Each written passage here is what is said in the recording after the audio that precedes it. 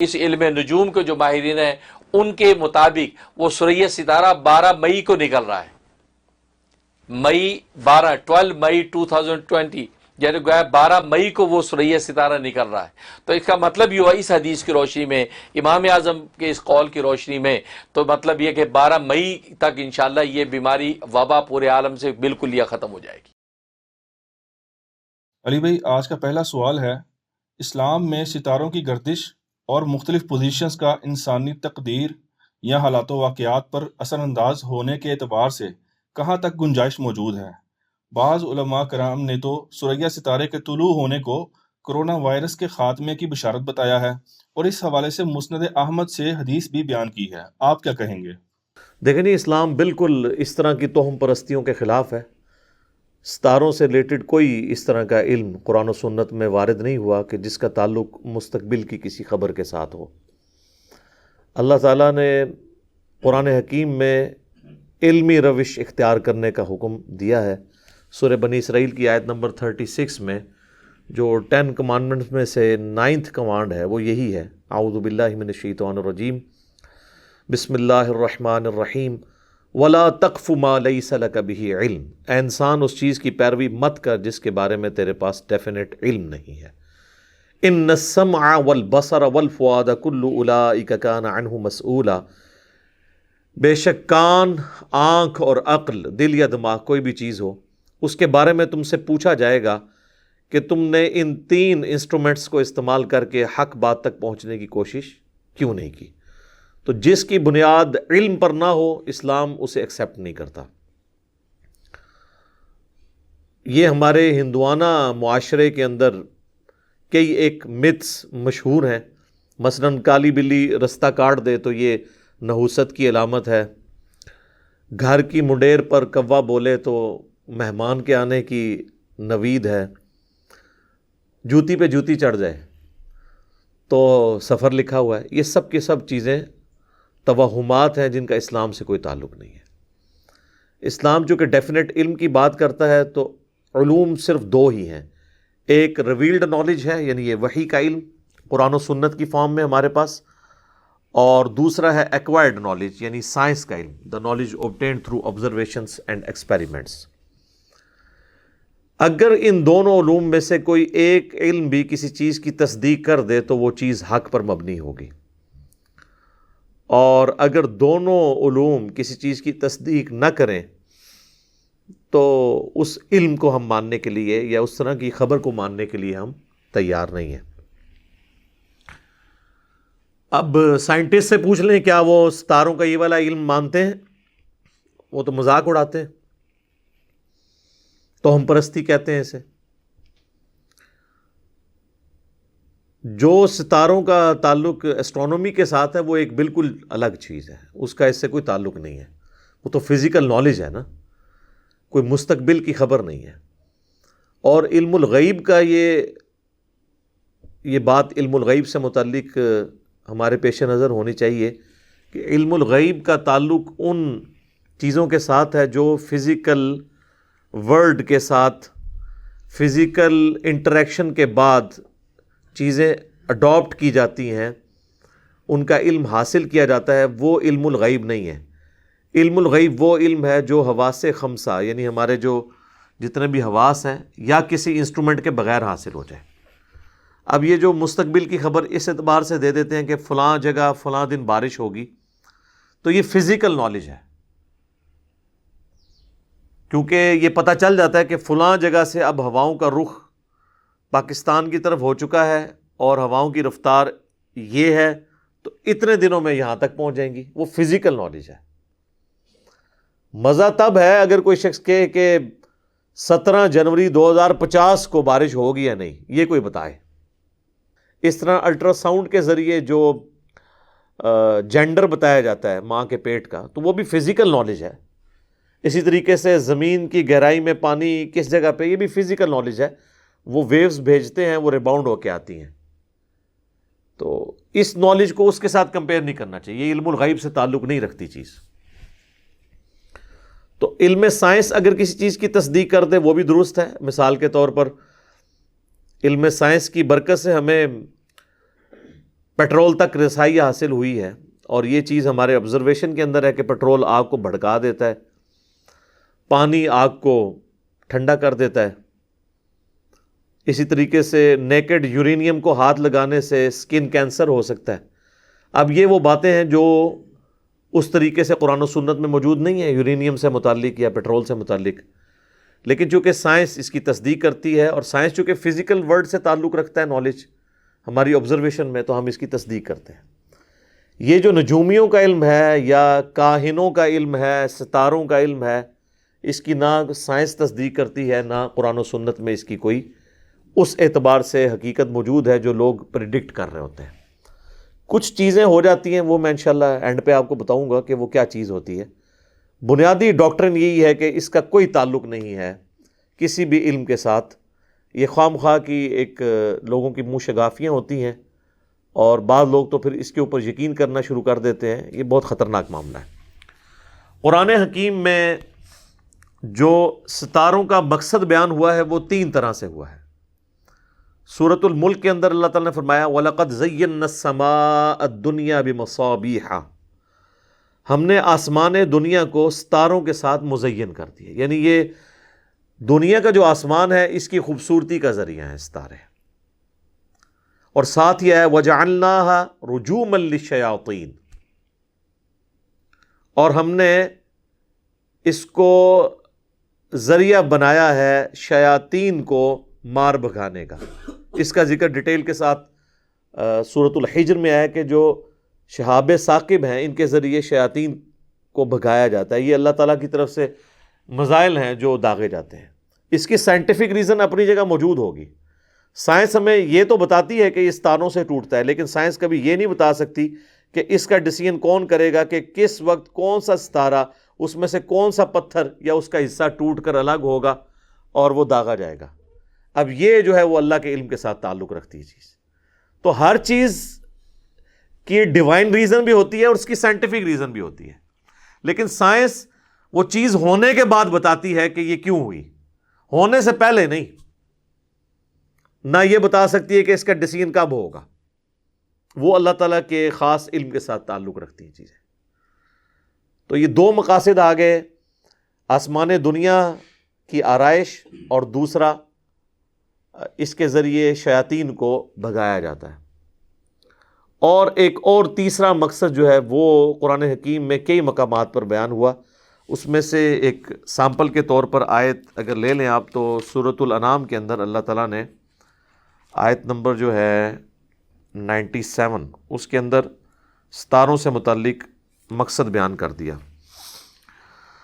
वहुवल्लज़ी जअल लकुमुन नुजूम लितहतदू बिहा फी ज़ुलुमातिल बर्रि वल बहर, वही अल्लाह है कि जिसने बनाया है सितारों को तुम्हारे लिए ताकि तुम इसके ज़रिए हदायत पाओ, रास्ता पाओ, खुश्कियों के और पानियों के अंधेरों में।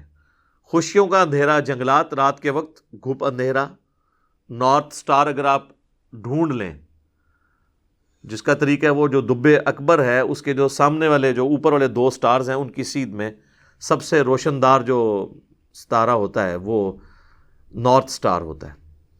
तो नॉर्थ स्टार की तरफ अगर आप अपना रुख कर लें तो आपका रुख नॉर्थ की तरफ हो जाएगा, राइट पे आपकी जो है ईस्ट होगा, लेफ्ट पे वेस्ट, और पीछे आपके साउथ।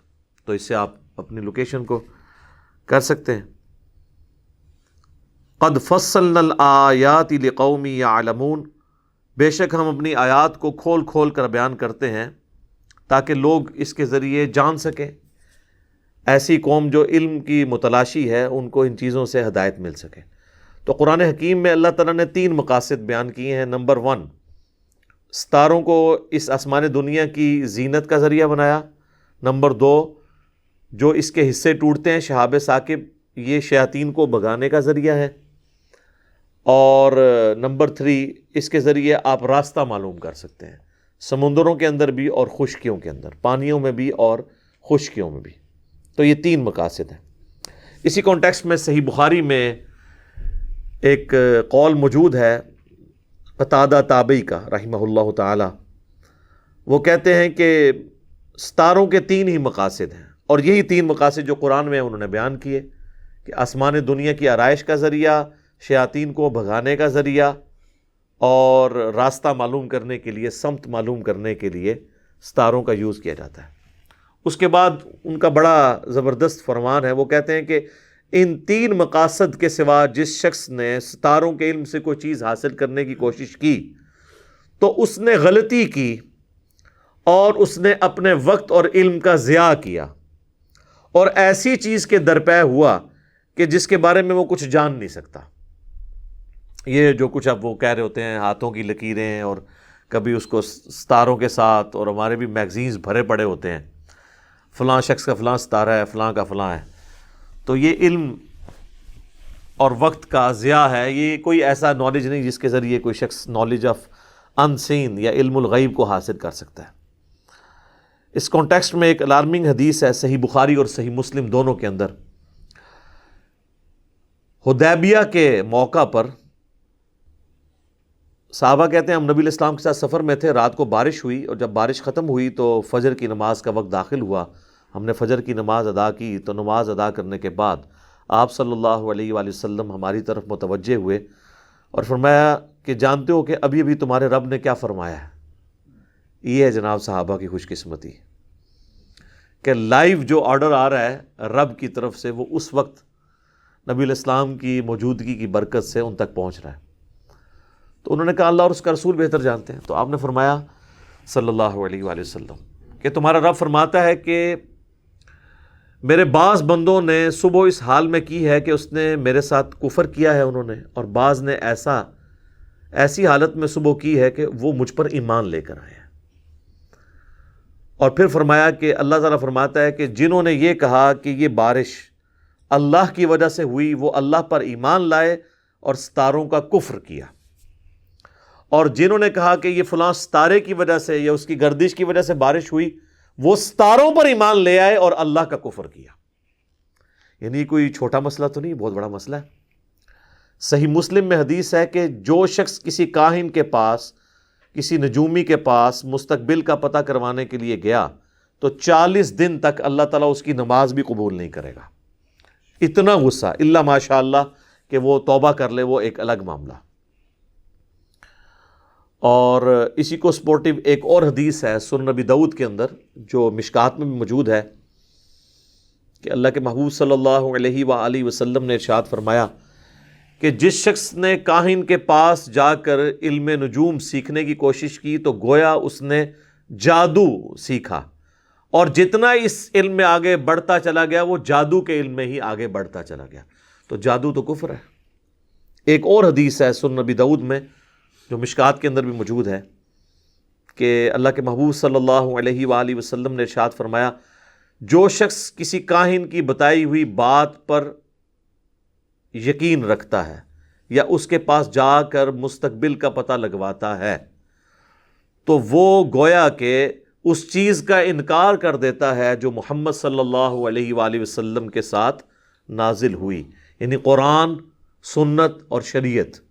یعنی اس کا انکار ہے کسی کاہن کے پاس جا کر مستقبل کی خبر کو معلوم کرنا۔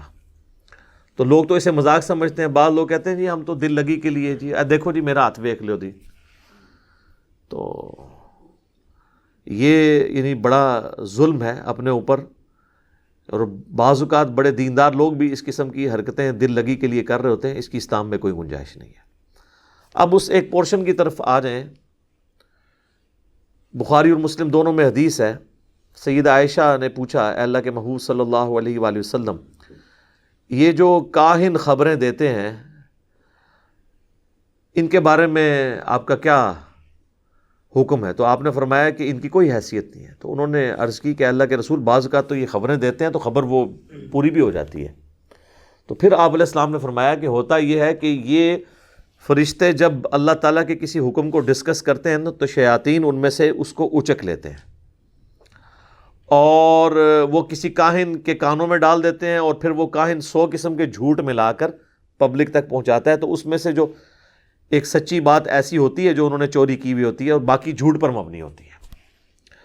اسی کی ایکسپلینیشن ایک اور حدیث میں ہے، وہ بھی بخاری اور مسلم دونوں کے اندر ہے، بڑی ڈیٹیل کے ساتھ، کہ صحابہ کہتے ہیں ہم ایک دفعہ اللہ کے محبوب صلی اللہ علیہ وآلہ وسلم کے ساتھ بیٹھے ہوئے تھے تو اچانک آسمان پہ ایک ستارہ ٹوٹا، تو آپ نے فرمایا کہ زمانے جاہلیت کے اندر جب اس طرح ستارہ ٹوٹتا تھا، یہ جو میٹرائٹس ہیں یا شہاب ثاقب، تو تمہارا کیا نظریہ ہوتا تھا؟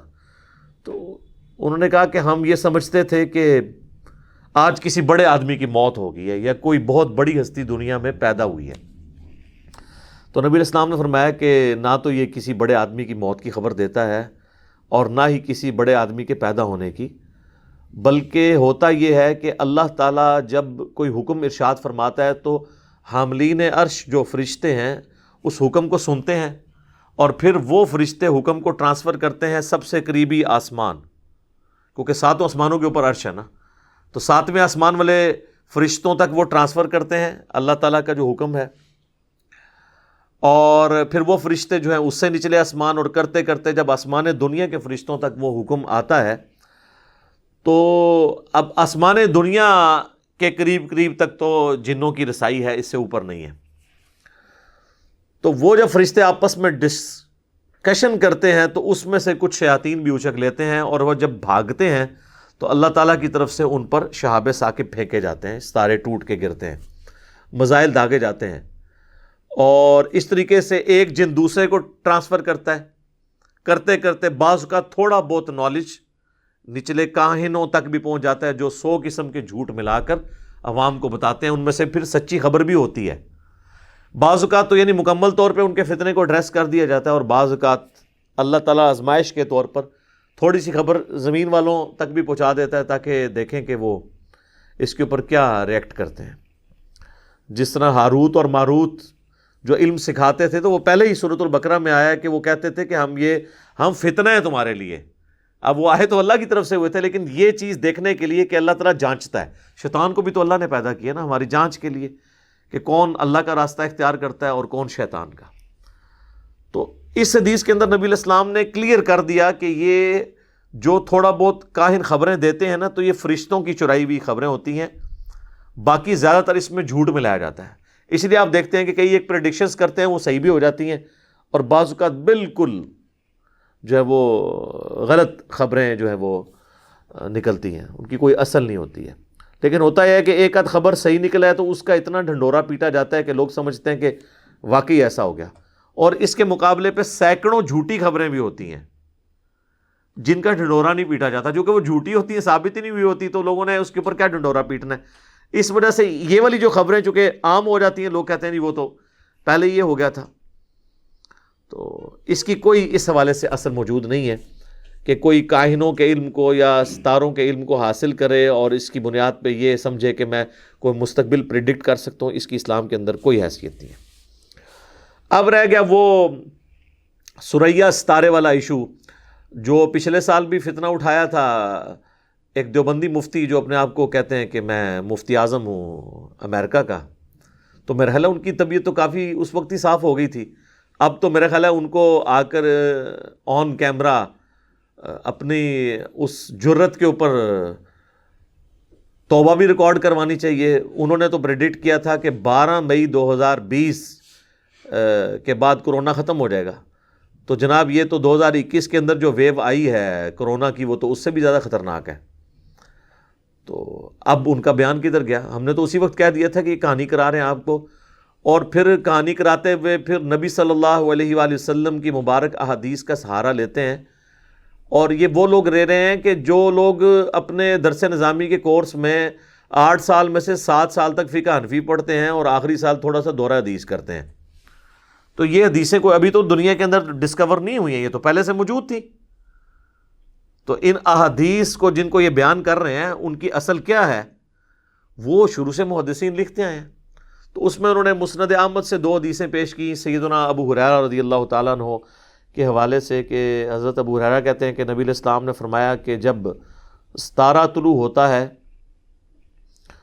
تو اس وقت جو زمین پر العاہا یعنی آفت ہوتی ہے، یا تو وہ اٹھا لی جاتی ہے یا اس میں تخفیف کر دی جاتی ہے اس قوم کے اندر اس آفت کے حوالے سے۔ اس کے 2 طرق ہیں مسند امام احمد کے اندر، ایک کے اندر العاہا کا ذکر موجود ہے، دوسرے کے اندر ہے وہ ستارہ طلوع ہوتا ہے۔ تیسرا طریق جو ہے مسند احمد کا، اس کے اندر الفاظ ہیں کہ جب ثریا ستارہ طلوع ہوتا ہے تو اس وقت الآہا جو ہے وہ آفت کے ختم ہونے کی وہ علامت ہوتی ہے.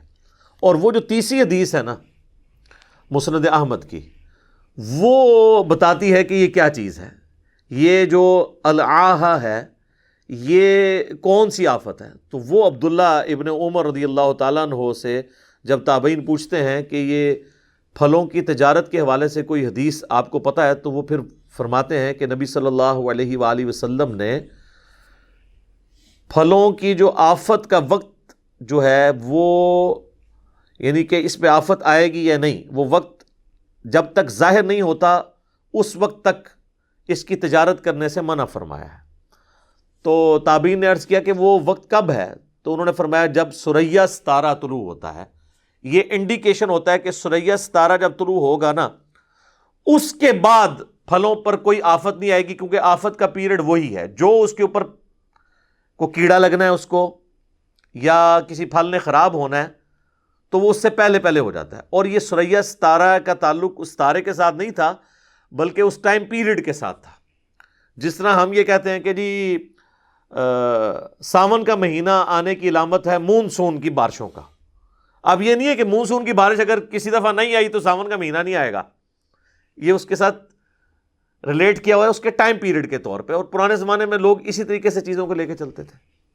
تو اس میں موجود ہے کہ ثریا ستارے کا طلوع ہونا اس بات کی علامت ہے، اور وہ آلموسٹ مئی کا مہینہ بنتا ہے کہ اب جو ہے نا پھلوں کے اوپر آفت نہیں آئے گی. جو پھل خراب ہونے تھے ہو چکے، جو ٹھیک ہیں وہ ٹھیک ہی رہیں گے، اب تم سودا کر سکتے ہو.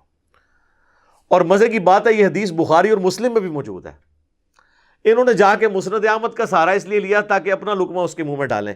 یہ تو حدیث بخاری مسلم میں جب موجود تھی تو اتنی دور جانے کی ضرورت ہی کوئی نہیں تھی. بخاری اور مسلم دونوں میں موجود ہے، اور امام بخاری نے اس حدیث کے اوپر باب باندھا ہے کہ پھلوں کی تجارت جو ہے نا وہ آفت کے پیریڈ سے پہلے کرنا، یعنی اس کے ختم ہونے سے پہلے نبی علیہ السلام نے منع فرمایا.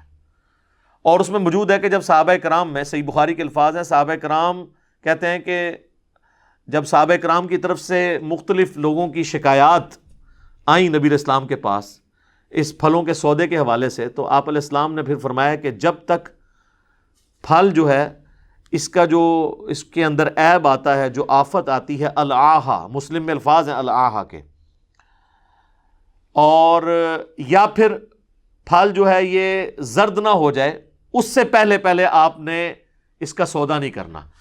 آفت جب کلیئر ہو جائے، اور پھر اس میں الفاظ ہیں بخاری میں کہ ثریا ستارے کا طلوع ہونا اس کی علامت ہے.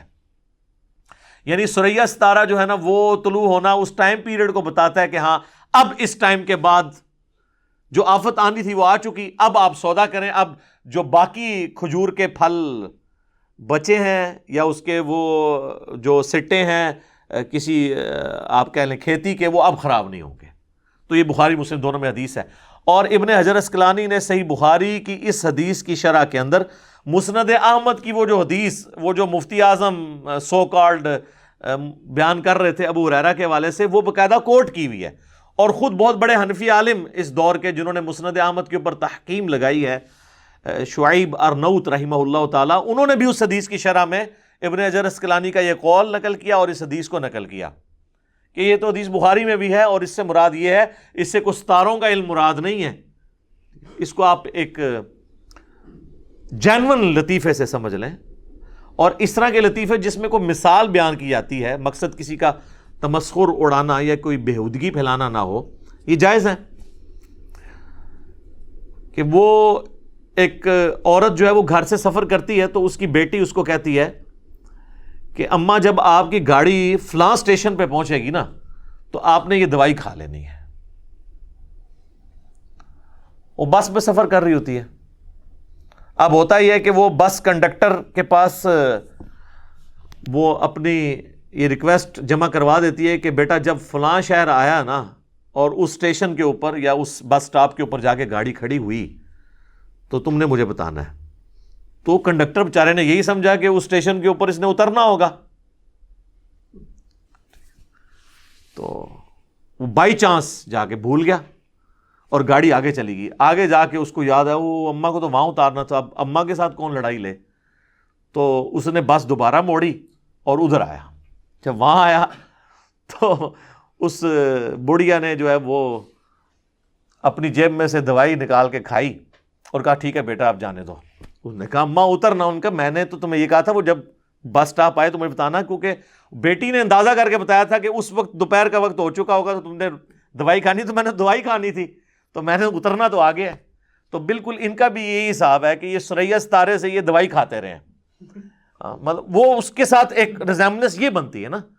اس طرح ہماری اکیڈمی میں ایک دفعہ ایک بھائی نے رابطہ کیا کہ جی وہ صحیح بخاری میں ایک حدیث ہے کہ ابن عباس رضی اللہ تعالیٰ عنہ کہتے ہیں کہ سب سے بہترین شخص وہ ہے جس کی سب سے زیادہ بیویاں ہوں. میں بڑا حیران ہوا کہ یار یہ اس طرح کی حدیث تو کوئی ہو نہیں سکتی, کیونکہ قرآن حکیم میں تو جو سورہ النساء کی آیت نمبر 3 کے اندر اللہ تعالیٰ نے ایمفسائز تو اسی پہ کیا ہے کہ اگر تمہیں خدشہ بھی ہو کہ انصاف نہیں کر سکتے تو ایک بیوی پر اکتفا کرو, 4 کی اجازت ہے, حکم تو ایک ہے. ابھی تازہ میرا کلپ بھی اس کے اوپر اپلوڈ ہو گیا ہے. تو وہ جب حدیث کھولی تو جناب وہ حدیث کا ترجمہ ہی انہوں نے اپنے حساب سے کر دیا ہوا تھا. اور حدیث کے الفاظ یہ تھے کہ ایک نوجوان غیر شادی شدہ شخص عبداللہ ابن عباس کے پاس آتا ہے تو وہ اس سے پوچھتے ہیں تم نے نکاح کیا ہے, شادی کی ہے؟ تو کہتا ہے کہ میں نے تو نکاح نہیں کیا. تو عبداللہ ابن عباس رضی اللہ تعالیٰ عنہ اسے ترغیب دلانے کے لیے کہتے ہیں کہ جو سب سے بہترین شخصیت تھی نا اس نے تو اتنے زیادہ نکاح کیے ہوئے تھے, یعنی نبی صلی اللہ علیہ وآلہ وسلم. تو اس سے انہوں نے یہ ترغیب دلائی کہ نکاح کوئی برا کام نہیں ہے, ورنہ نبی صلی اللہ علیہ وآلہ وسلم اتنے نکاح نہ کرتے. اس کا ترجمہ انہوں نے یہ بیان کر دیا کہ جو سب سے بہترین شخص وہ ہوتا ہے جو زیادہ شادیاں کرے. حالانکہ وہ یہ بتا رہے تھے کہ جو سب سے بہترین شخص تھا نبی صلی اللہ علیہ وآلہ وسلم, انہوں نے بھی شادی کی ہوئی تھی تو تمہیں بھی شادی کرنی چاہیے. اب دیکھیں تھوڑا سا ایک نقطے سے محرم مجرم بن جاتا ہے. تو یہ اسی طریقے سے اس نے بھی کیا کہ اس نے ثریا ستارے کو پکڑا, کہاں سے اٹھا کے کہاں پہ فٹ کیا.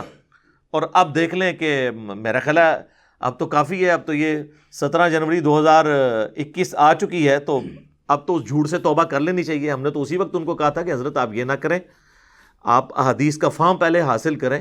اس وقت بھی میری ویڈیو آ گئی تھی, تو اب تو یہ دوبارہ سے میں نے اس کو ڈسکس کیا اس حوالے سے کہ تاکہ وہ توبہ بھی کر لیں اور علم نجوم کے حوالے سے بھی کچھ چیزیں کلیئر ہو جائیں. اب یہاں پر چلتے چلتے میں وہ ثریا ستارہ آ چکے, جب بھی اس کا ذکر ہو تو اس کے ساتھ ایک اور چیز بھی جڑی ہوئی ہے, اور وہ ہمارے استاد محترم ڈاکٹر اسرار احمد رحمہ اللہ تعالیٰ بھی اپنے بیان القرآن کے اندر اس کو بیان کر گئے, کئی اور مواقع کے اندر کہ جی امام حنیفہ رحمہ اللہ کا ذکر جو ہے وہ قرآن میں موجود ہے اور بخاری اور مسلم میں موجود ہے. اور یہ صرف حنفیوں کا مسئلہ نہیں ہے, یہ غلام احمد قادیانی دجال کے ماننے والے کہتے ہیں کہ غلام احمد قادیانی دجال کا ذکر جو ہے وہ قرآن کے اندر اور بخاری مسلم میں موجود ہے. 8 سے آلموسٹ 12-13 سال پہلے کی بات ہے, آلموسٹ 12 سال کی کہہ لیں آپ. یہاں پر کچھ قادیانی آئے اور انہوں نے یہی کہا جی قرآن میں موجود ہے ذکر. میں نے کہا جی کہاں پہ؟ کہتے ہیں سورۃ الجمعہ کے اندر اور بخاری میں حدیث بھی ہے. تو میں نے ان کو کہا کہ پہلے تو مجھے یہ بتاؤ تم نے خود بخاری پڑھی ہے؟ کہتے نہیں پڑھی نہیں ہے, ہم نے سنا ہے. میں نے کہا ابھی اب میں تمہیں بتاتا ہوں کہ وہ بخاری میں الفاظ کیا ہیں, اس میں غلام احمد قادیانی کہاں سے آ گیا. وہ ہے سورۃ الجمعہ پارہ نمبر 28 کے اندر اللہ تعالیٰ نے اپنے محبوب صلی اللہ علیہ وآلہ وسلم کی جو مبارک دعوت ہے اس کا ذکر کرتے ہوئے فرمایا هو الذی بعث فی الامیین رسولا منہم یتلو علیہم آیاتہ ویزکیہم. وہی اللہ ہے جس نے ان امیین میں, اہل مکہ میں, یا ایسے لوگ جو پڑھے لکھے نہیں تھے ان میں سے, انہی میں سے ایک رسول بھیجا جو ان پر اللہ کی آیات تلاوت کرتا ہے اور ان کا تزکیہ کرتا ہے اور انہیں کتاب و حکمت سکھاتا ہے. وَإِن كَانُوا مِن قَبْلُ لَفِي ضَلَالٍ مُبِينٍ. اور اس قرآن کے نزول سے پہلے اور نبی علیہ السلام کے تشریف آوری سے پہلے یہ لوگ کھلی گمراہی میں تھے. وَآخَرِينَ مِنْهُمْ لَمَّا يَلْحَقُوا بِهِمْ. اور ابھی تو اور لوگ ہیں جو بعد میں آئیں گے اور ان سے آ کر ملیں گے, ابھی تک وہ ملے نہیں ہیں, یعنی تابعین. وَهُوَ الْعَزِيزُ الْحَكِيمُ. اور وہی غالب ہے اور حکمت والا ہے. اب یہ جو الفاظ ہے نا وَآخَرِينَ مِنْهُمْ لما یلحقوا بہم. تو صحابہ نے پوچھا، اس کانٹیکسٹ میں حدیث ہے بخاری اور مسلم دونوں کے اندر، کہ یہ کون سے لوگ ہیں جو ہمیں آ کر ملیں گے اور بعد میں وہ مسلمان ہوں گے، کہ جن کی توصیف اللہ تعالیٰ نے قرآن میں بیان کی ہے. تو نبی صلی اللہ علیہ وآلہ وسلم نے حضرت سلمان فارسی جو آپ کے پاس بیٹھے ہوئے تھے ان کے کندھے پر ہاتھ رکھ کے کہا کہ اگر دین ثریا ستارے کی چوٹی پر ہوتا تو اہل فارس میں سے کچھ لوگ اس سے بھی حاصل کر لیتے. یعنی حضرت سلمان فارسی اتنی دور سے آ کر انہوں نے اسلام قبول کیا، اور کتنے انہوں نے ادیان بدلے،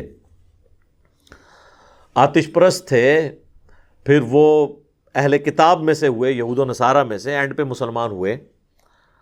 تو نبی علیہ السلام نے تعریف کی اہل فارس کی، ایران والوں کی، کہ جی اگر دین ثریا ستارے کی چوٹی پر ہوتا تو وہاں سے بھی حاصل کر لیتے. اب اس میں نہ تو امام حنیفہ رحمۃ اللہ علیہ کا کہیں نام موجود ہے، نہ کہیں پہ غلام احمد قادیانی دجال کا. وہ کہتے ہیں کہ جی وہ غلام احمد قادیانی کے جو باؤجداد ہیں نا پیچھے سے، وہ ادھر کے تھے. اچھا جی، امام حنیفہ کے بھی باؤجداد وہاں کے تھے، بلکہ وہ تو پیدا ہی خراسان کے اندر ہوئے. یہ پورا جو علاقہ ہے عراق، ایران اور افغانستان کی بیلٹ، یہ پورے کا پورا علاقہ یہ اسی میں آتا ہے، اہل فارس میں سے، کیونکہ یہاں پہ فارس کی حکومت تھی اس وقت. دو ہی امپائر تھی، رومن اور پرشین امپائر کی حکومت تھی. تو حالانکہ میں نے اس پہ بھی بات کی ہے کہ امام حنیفہ رحمہ اللہ کے جو باؤجداد ہیں وہ افغانستان سے گئے ہوئے ہیں، وہ نسلاً جو ہے وہ افغانی ہیں، پھر بعد میں وہاں پہ شفٹ ہو گئے تھے. بہرحال وہ دھکے سے وہ ثابت کرتے ہیں.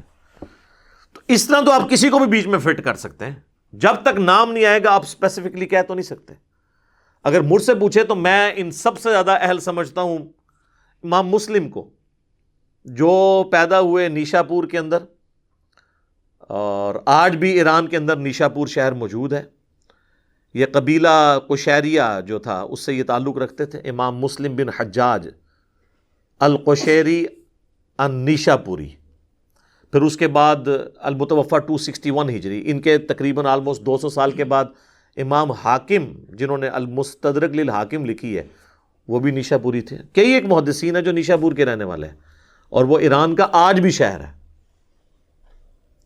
کوفہ میں اگر امام حنیفہ پیدا ہوئے ہیں تو کوفہ آج ایران کا شہر نہیں، عراق کا ہے. اگرچہ اس زمانے میں وہ بھی فارس میں آتا تھا، لیکن جو آج بھی فارس ہے اور ایران ہے اس میں تو اسپیسیفکلی امام مسلم آتے ہیں. تو ان کے فضائل میں تو کوئی بیان نہیں کر رہا ہوتا اس حدیث کو.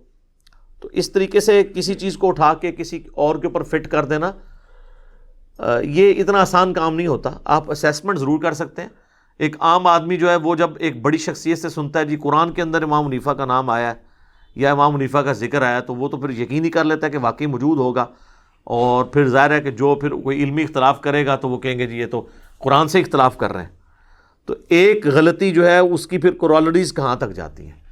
تو یہ ثریا ستارہ جو ہے اس حوالے سے بھی کافی مشہور تھا، اس لیے میں نے اس کو اس کے ساتھ بھی ذکر کر دیا تاکہ لوگوں کو پتہ چل جائے کہ ثریا ستارے کے حوالے سے جو مسکنسیپشن پھیلائی گئی ہے کرونا وائرس کے اعتبار سے ہو یا علم نجوم کے اعتبار سے ہو، یہ بالکل غلط ہے.